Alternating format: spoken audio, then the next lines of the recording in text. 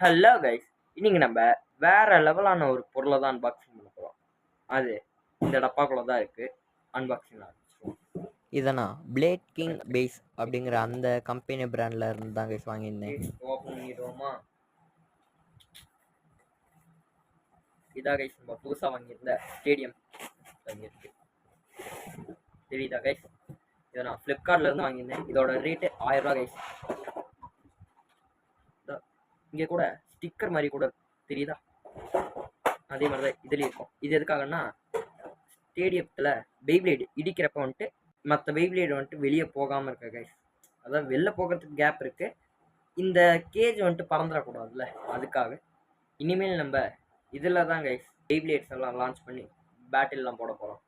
இது வந்துட்டு metal பெய்பிளேட்ஸோட stadium, first பெய்பிளேட்ஸோட ஸ்டேடியமில் இருந்தாலும் பரவாயில்ல கைஸ். நம்ம இதை வச்சு எல்லாத்துக்கும் பேட்டில் போடலாம்.